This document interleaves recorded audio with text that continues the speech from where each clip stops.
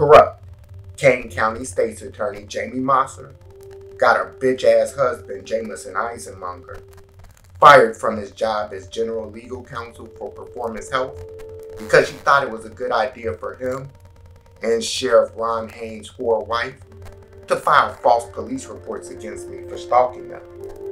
It wasn't a good idea. I filed a multi-million-dollar lawsuit against Performance Health in state court, got the CEO of the company, Francis Dirksmeyer, fired, got Jamie's racist husband fired, and filed another multi-million-dollar lawsuit against racist Sheriff Ron Haynes, his whore wife, DeKalb County, Lake County, and Kane County in federal court for violating my civil rights. 2 years ago, Jamie Mosser abused her power as state's attorney to put me in jail for making YouTube videos. But her husband and his former employer paid a price. Now I dare Jameson Eisenmonger's moist ass to make the same mistake twice. Do you hear me, Jameson? I want you to file another false police report against me, and I want you to get your racist ass back up on that witness stand and shed more tears. I want you to cry again. I want to see you cry again. I want to get another CEO fired. Do you hear me, John Fellows? Does your board of directors hear me? My name is David Andre Bertha, and I am the mind, body, and soul behind the Cartoon News Network. I am at war with racist prosecutors, sheriffs, and judges in Illinois, and this is my story. On January 14, 2022, soft as Charmin toilet tissue, Jameson Eisenmenger filed a petition for a no-stalking order against the head of this network, CEO Dave. In his verified petition, which means he signed an affidavit stating that all of the information given was true and correct, and at CEO Dave's trial in December 2022, Jameson repeatedly lied. CEO Dave filed his lawsuit against Performance Health in March 2022. CEO Dave didn't know it at the time, but in April 2022 Performance Health fired Jameson Eisenmenger and the company's CEO, Francis Dirksmeyer, because they maliciously filed for a protection order against CEO Dave. After his dumbass got fired, Jameson testified that he still worked for Performance Health in December 2022, when his LinkedIn page claims that he started working for John Fellows and the Fellows brand in June 2022. We'll read from the court transcripts to catch Jameson in that lie, but now, let's take a look at Jameson's verified petition for an emergency no-stalking order. On November 30, 2021, I received an email to my work account from an individual named David Bertha. I am a corporate attorney for a business called Performance Health. I do not do any work in any criminal courts. This email went to my spam account. Approximately 1 month later, my wife, Jamie Mosser, who is the Kane County State's Attorney, asked me if I had received an email from David Bertha. I searched my email and found the email. I then read it. It was incredibly offensive and threatening. The email called my wife, Jizz in her mouth Jamie. Spoke about a prosecutor that had been arrested, that my wife was part of a problem, and that he, Bertha, would make you, Jamie, pay for that choice bitch. I was upset, and very alarmed by the email. I was further upset by the email because he included the CEO, chairman of the board, and 2 other individuals of the executive staff on the email for my business. Outside my being married to the state's attorney, none of us have any connection to what happens in Kane County criminal courts. I'm going to pause right there, and give everyone a moment to think about what this lying motherfucker wrote. He wants everyone to believe that CEO Dave wrote a threatening email to him in November 2021, but he didn't become aware of the threats until his wife asked him about the email a month later. If that sounds far-fetched, take a look at the email CEO Dave sent in November 2021. Read the email in its entirety. Notice that the email was sent to over 70 people, including racist Sheriff Ron Haynes, and listen to the exchange that CEO Dave had with Jameson's wife at a county board meeting, just before Jameson conspired to file a false police report. Hey Jamie, what's up with that obstruction of justice case, Jamie? Evidence, Jamie. Press conference for Ludwig, right? I'm here. Unarmed. Y'all got all this security behind me. No record of violence. I haven't threatened anybody. If I did, y'all would have arrested me already. How much time I got left? I'm gonna take my time with this. I'm gonna take it slow. And you know what I'm gonna do next month? We'll wait and see. Thank you, Mr. Bertha. Next item on our agenda is our financial reports. Madam Chair, can I respond for one moment, if you don't mind? Yeah, let me just put your hand up. We normally don't respond to public comments, so if you want to for your... I understand, but it's something that I would like to direct to Mr. Bertha. Okay, go ahead. Thank you. Mr. Bertha, I have read every email you have sent. I have read every complaint that you have filed. I have reviewed every allegation you have made, and I have found that there are no criminal charges that have been done by anybody. I am also telling you that your continued communication to the spouses of elected officials is a crime and needs to stop.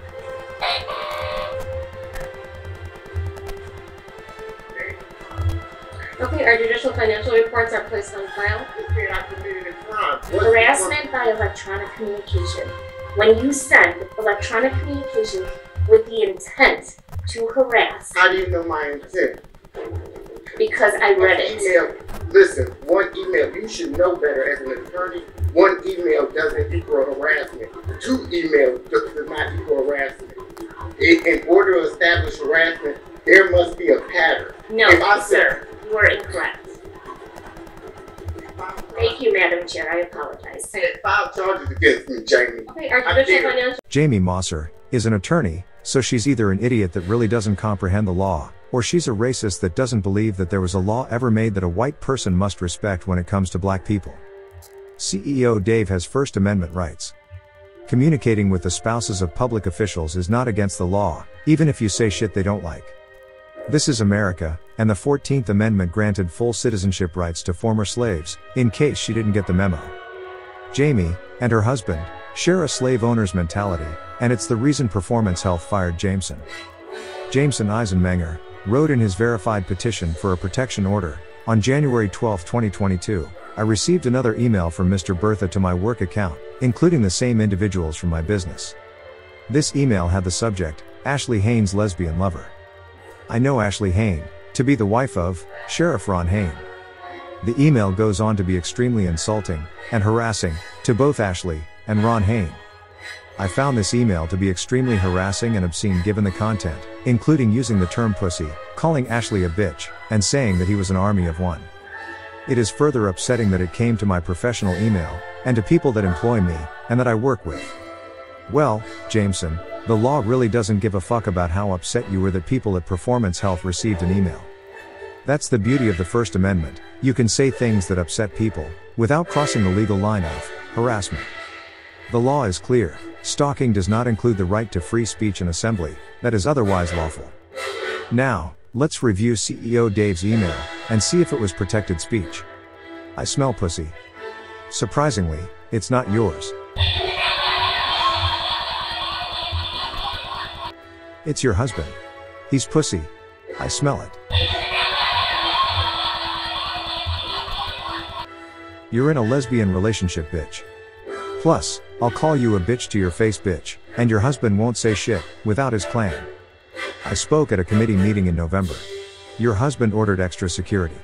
I smell pussy. I spoke at another meeting in December. Your husband ordered extra security again. Again, I smell pussy.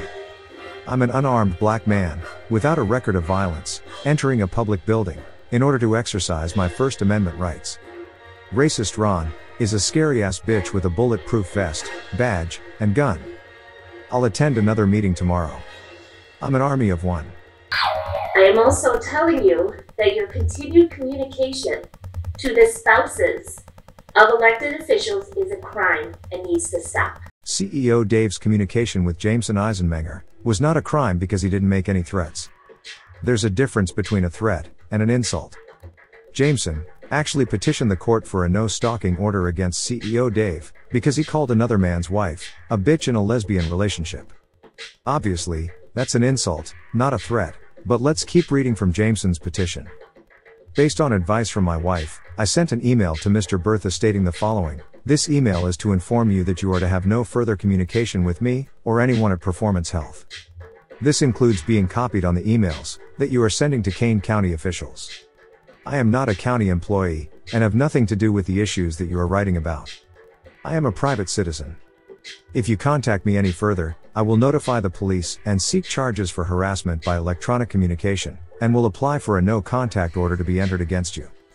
Shortly after the email was sent, I received another unwanted email from Mr. Bertha, stating the following: Jamie jizz in her mouth Mosser, before you threaten me with harassment charges, tell your husband to block receipt of emails from my address. I sent an email last month that I thought he might find amusing.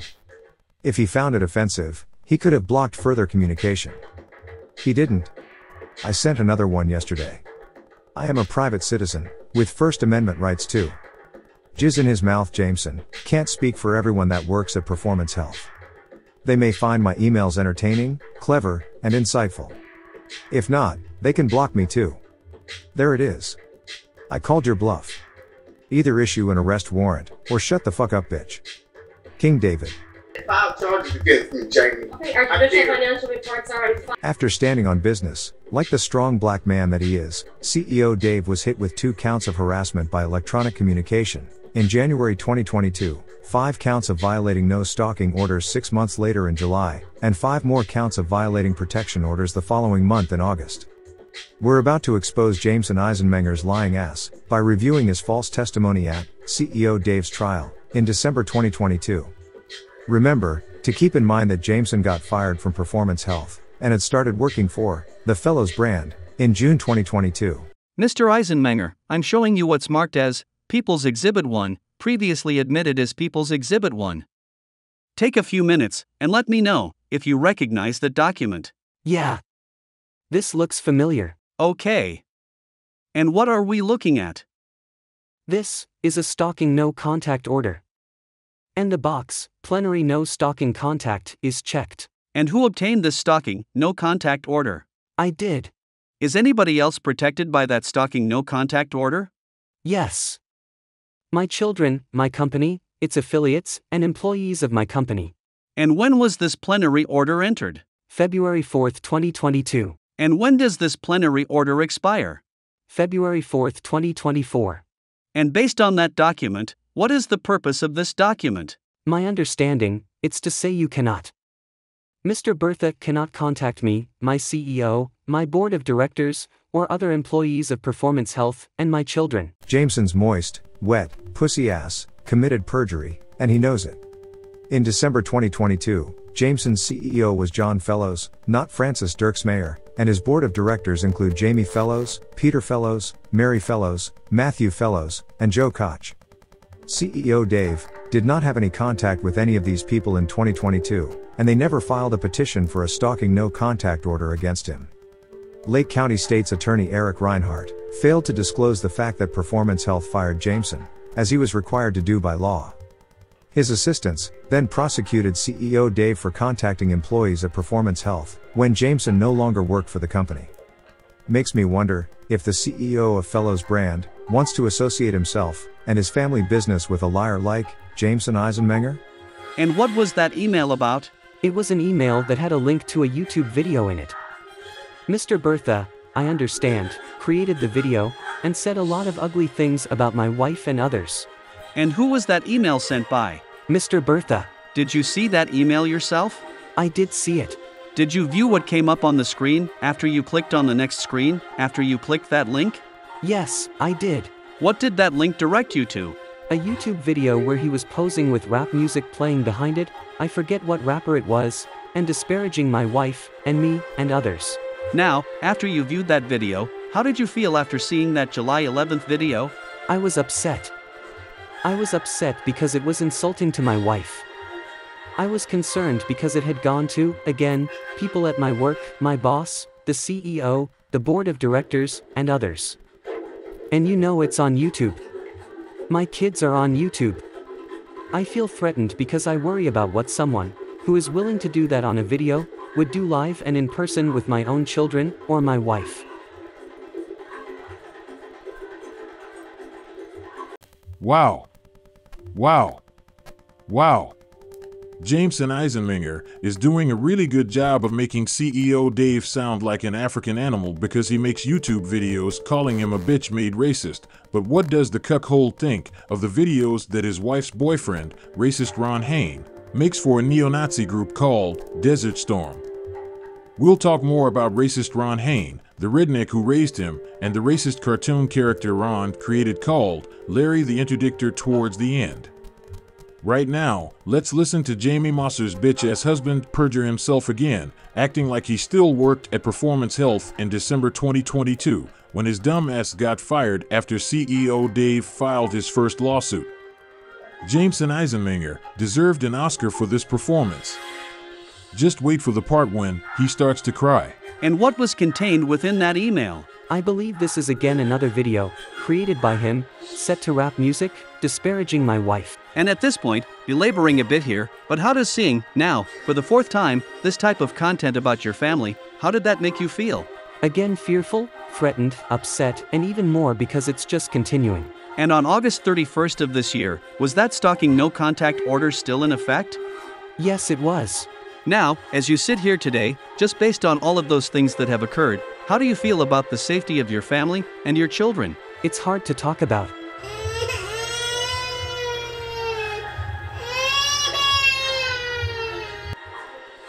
I'm still fearful.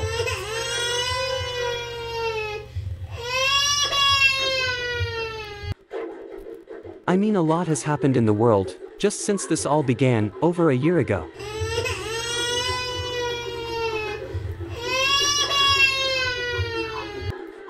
People can do frightening things with no notice or warning. And now I have someone who for over a year has made us feel threatened, has made us wonder where he is, and where he could pop up, and what might happen when he does. So, it's just a continual cloud that hangs over us, of not knowing what's going to happen. So, I'm afraid of that.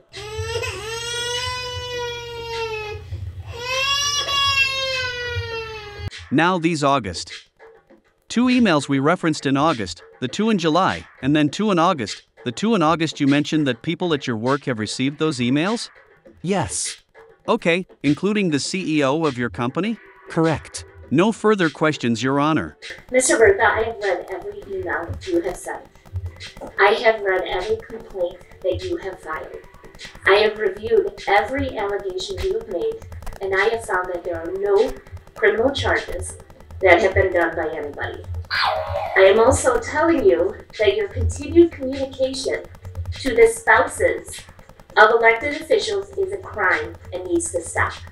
Hey, Jamie. What's up with that obstruction of justice case, Jamie? Evidence, Jamie. CEO Dave filed a criminal complaint against the supervisor of Kane County Court reporters, Jill Gasparitis, that racist Sheriff Ron Hain ignored, because she intentionally suppressed and concealed grand jury testimony from his appeal. That's obstruction of justice. The transcript from the grand jury was necessary for CEO Dave to show that the officer that testified he resisted arrest gave conflicting testimony to the grand jury from what he testified to at trial. On January 21, 2021, Jill Gasparitis sent an email to CEO Dave that read in relevant part, "The grand jury is not part of the court record that is sent up for appeal." I believe the state's attorney's office would provide that to you, as you are pro se. Ask anybody familiar with the appellate court system, and they will tell you she was lying. Of course, the transcript from the grand jury is sent up as part of the record on appeal. So, why would she lie? Who had a motive to suppress and conceal evidence that CEO Dave was maliciously prosecuted? Jamie Mosser would obviously have a motive to suppress evidence that I was maliciously prosecuted. And I'm sure she didn't like the fact that I had started attending Kane County board meetings in November 2021, where I would call her and her corrupt compatriots like Ron Hain racists and liars to their face. On January 14, 2022, Ashley Hain filed a petition for a stalking no contact order against me and filed a criminal complaint against me for harassment by electronic communication. A Kane County judge issued a warrant for my arrest. After I was contacted by the Elburn Police Department by telephone and told that I could not communicate with Jamie Mosser or her husband, I wrote the following email because I stand on business. If you have the power to help change a racist system and don't in order to maintain power, then you're a racist. A man of color wrote some shit that you and your bitch ass husband didn't like. Your solution is to lock the nigga up.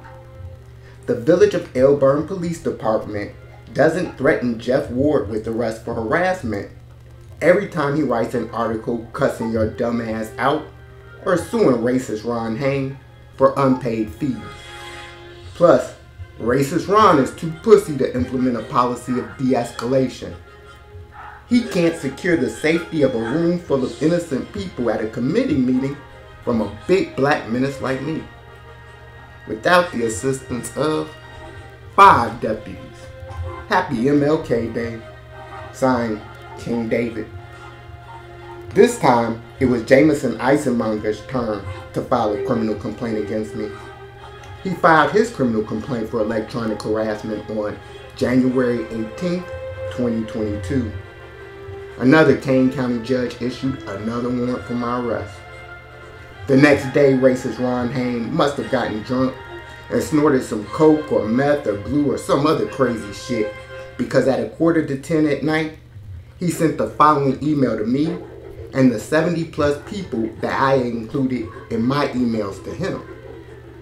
Enjoy your next criminal charge. If you want help, just talk to me like a human. Otherwise, keep on your spiral of failure.